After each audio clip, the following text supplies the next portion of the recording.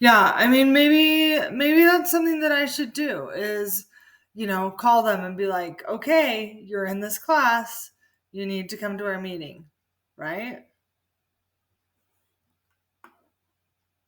Yeah. So that's an idea for sure. Okay, so let's go to our planner, our newspaper planner, and see what we have so far. I got an article this week from Peyton about anxiety, which I think is a fabulous idea. Should we put that in like tips and tricks for school? Where do you think that should go, Peyton? What's happening, I would say, maybe? Okay, that sounds good. And then Julia also did an article on making sure that you get correct information, kind of thing. So that's probably also what's happening. Um, and um, and that's it for what we got. Oh no no no no no. And then Heidi wrote an article about dual credit, which was awesome. So I'm gonna put hers right here. And of course, I like that because I'm a dual credit teacher, right? So, hey. um, should we decide on staff spotlights? Yes. Okay. Yeah. All right. Now we'll do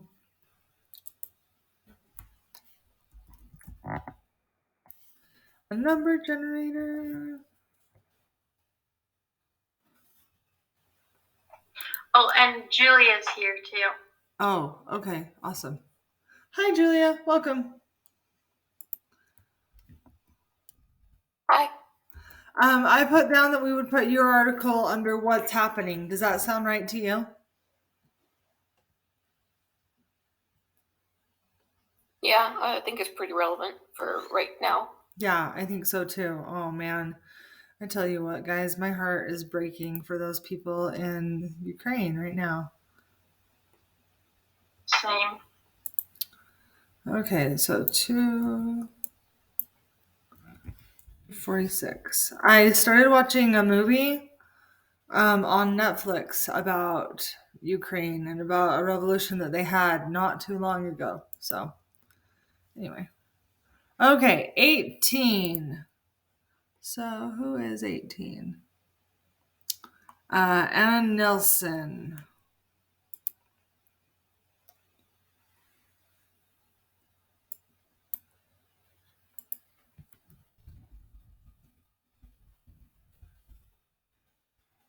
And she is an 8th grade teacher. So, that'll be cool.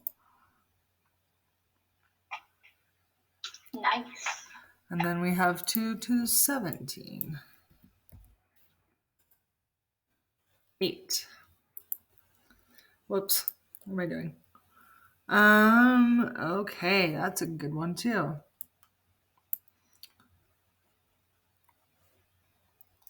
Why does that keep doing? Why is it not behaving, Marcos?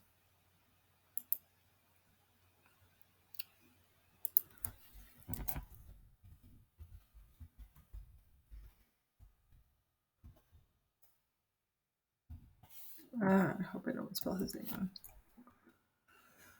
Okay, awesome.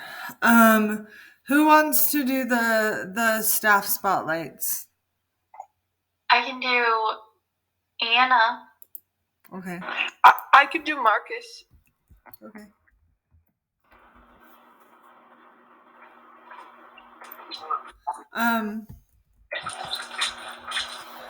Do you have Leo? Do you have the questions that we ask? I do not. Okay, Peyton, do you have the questions that we ask? Yes. Okay, would you email those to Leo? Yes. Okay. Thank awesome. you very much. There we go. Okay, and I will talk to. Hopefully, we'll have some new staff members. I will talk to to Clayton about student spotlights as well. So I'll get back to you on that. And let's see. We got Heidi did, I don't know, maybe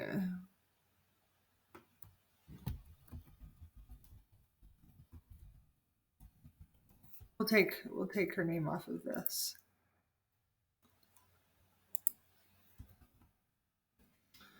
So yeah, we've basically got a lot of stuff that we could use. What do you guys want to write for next week?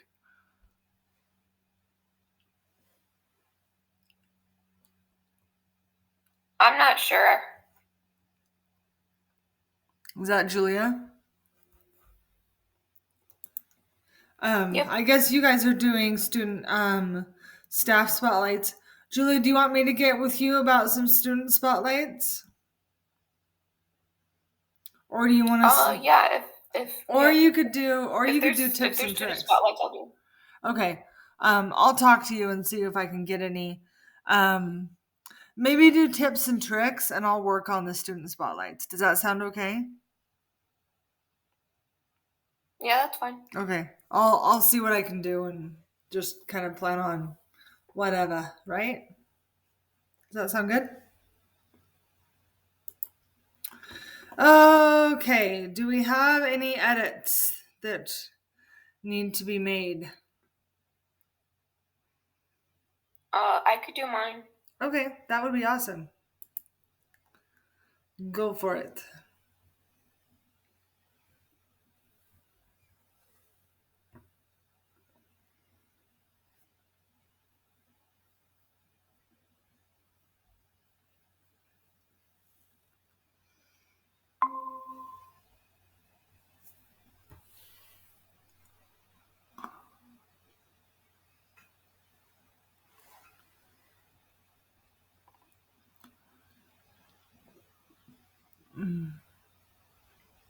Perfect, Julia.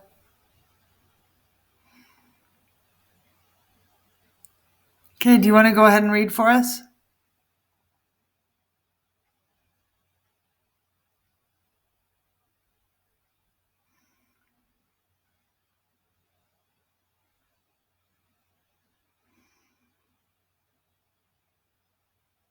You're still on mute, Julia.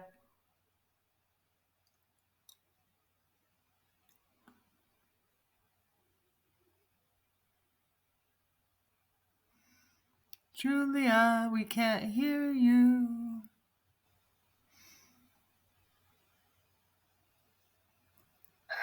Sorry, my mic was off and I did not realize.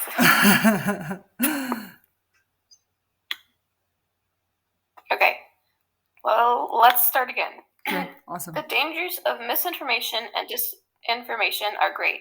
They can lead one group to hate another. This hate can lead to the suffering and death of many. Disinformation is very prevalent in history. The Nazis used it. It led to the death of millions and millions of people. White supremacists in America used it as an excuse to enslave blacks and later on torture and kill them. Disinformation still prevails today, especially in conflicts. There are so many pictures and videos being circulated on the internet today. One news network may claim one thing and others may claim something else. This is why it's so important to take everything with a grain of salt initially. This is because it is very hard to identify video footage or verify video footage, photos, and reports, especially in early stages of conflicts. For example, after World War II, the death count in the Soviet Union was disputed for decades, and it's still impossible to know exactly how many people died on the Eastern Front. As I stated in one of my articles last month, it's important to learn the whole history behind important events. Many people today are historians with the memory of a goldfish. Others may remember something that happened 100 years ago, but not what happened 50 years ago. Because of this, it's important to focus on researching events on your own, instead of relying here's the mistake on the historical commentary of someone who may have bias. Not everything is as it seems to be plenty of times, and objective history can really help you sort things out. Misinformation is a big deal as well. It may well be that one person spreads disinformation and others who see this and believe it to be true spread misinformation. They are not aware that what they are spreading is untrue. These unaware people spread lies so far it can be really hard to root them out. Some people have jumped on the bandwagon and aren't planning to get off anytime soon because man prefers to believe what he prefers to be true. There's a lot of disinformation and misinformation in today's world, and fakes are a real threat. Lies have been consistently spread throughout people's lifetimes, and sometimes the truth can seem so outrageous, people aren't willing to keep an open mind or think out of the box. These people who prefer not to pop their bubble are threatening the thinking of others. When presented with cold, hard facts, they try and shut you down with name calling, like saying that you're a paid bot. People are really oblivious to this because they are in a system that rewards keeping your thinking in line by having others treat you in a friendly manner. It's really a herd mentality. If one person begins to think slightly differently, the others push him back into line. So I urge you, do your research, think out of the box, question everything, and hold the truth in the highest regard. Treasure it. It's the only thing that lasts. That was really good. Yeah, I like that a lot. Thanks. There are a lot of go back up to the top, Julia.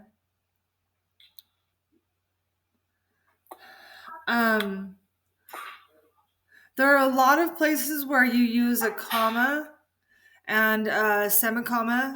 As a semicomma is really the way to go. You know what I mean?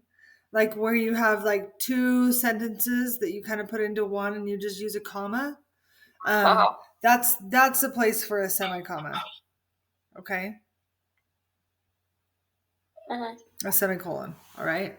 So, for example, the second sentence right there, they can lead one group to hate another. So, this hate. So like this? Even up further. Yeah. Yeah, right there and even up further. Yeah. So it just makes it flow a little bit better. So I would say to just go through and make sure that, like, if you have two sentences, make sure that you put a semicolon there. So. All right. Yeah, that makes sense. Okay. Any other suggestions? Peyton, do you have any suggestions? Or Leo? No. Okay. Awesome. I am completely empty on those. Okay. Sounds good. Does anyone else want to share what they've got? I can. Okay. Go ahead, Peyton. I just need to get it up here.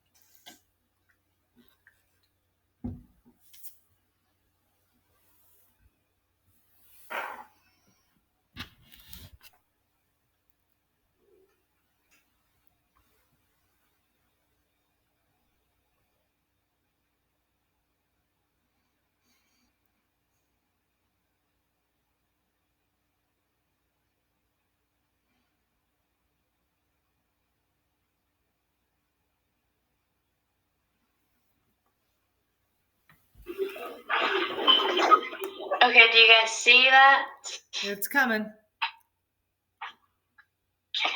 Awesome. Go ahead and make it bigger so we can see it better.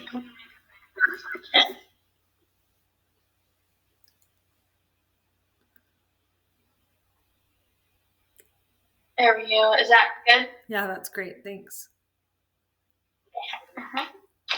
You know, there is a lot of stuff on TV or the internet intended to inform, but sometimes it can just scare you.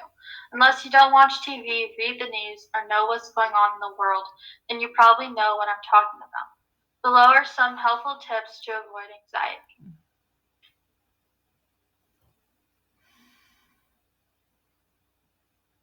Evaluate what is causing your anxiety. If the news is causing anxiety, then you need to cut it out of your life. Or watch it and then go do something positive, like writing what you are thankful for, working on a hobby, or anything that makes you happy and distracts you from your thoughts. Another tip I have for you is from an article I found. Not watching the news does not mean you are not interested in the world. The article explains that people feel guilty because they sometimes feel that not watching the news means that they do not care for the world, but it says that not watching the news is how people feel safe. The article also advises to avoid watching the news at night, and if you are overwhelmed about what is going on in the world, you are not alone. If you are in a situation where you feel there are no positive thoughts in your, or things, I guess, when things in your life, click here to find positive things. Find a news channel that you like. There are several networks and they all have their own thoughts and opinions. Find a network that tends to agree with your beliefs and thoughts and watch them. If you start to feel angry or anxious, then research another network until you find something that matches. Be careful of consuming misleading information, though. According to an article I read, 2/3 of Americans get their news on social media. The article says you need to consume social media critically, and the more times you try that, the more you'll be able to tell if the article is true or not. I know that KTVB, a local news channel for Boise, Idaho, does a special called Verify. People can post on KTVB's website, and their team will verify the Validity. validity of the question or topic. They then do a special on certain topics that they have fact checked to let the public know about it. If you still feel overwhelmed, talk to a parent or trustworthy adult and they can help you. There are a lot of resources available on anxiety. Don't be afraid to reach out for help. Okay, awesome. Awesome. Leo, what do you have to say? Okay, so I really liked the article as a whole. I think it was written really well. But what confused me and threw me off was I thought it was going to be an article entirely on anxiety, and it ended up just being about anxiety caused by the news. And so I feel like it was sort of misleading in a way, the title, as opposed to the topics in the title. I mean, in the article. Okay. That was just personally what I thought. Yeah. Okay. Leo, what do you think it should be called? I was brainstorming that. I think that it could be something like how to. Okay, that's a hard one because I know. now I'm blanking on I it totally all. understand what you're saying, and I thought that same thing. But I'm trying to figure out like what do you know? Because it does make sense to have it in like what's happening because Right. the news is a very big stressor today. Also because of the war and everything that's happening. So you could say tips and tricks, not tips and tricks because that's a different section. How to remove the stressor, how to remove the anxiety of news today, or Okay. Yeah. ways to limit. I don't know. Yeah. Yeah. No, I agree with that, and maybe you should play around with that, Peyton. Can I suggest? Okay, yeah, go ahead, Julia. Can I suggest a title? Sure. Sure. What about you just do how to avoid news-based anxiety? Oh, I like that. Yes.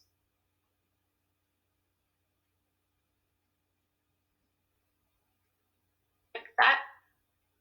I like that. And maybe put like just a little dash between news and based. Oh, So Oops. okay, awesome. Yeah, I like that. I think that's really good. And that really goes along with Julia's article too.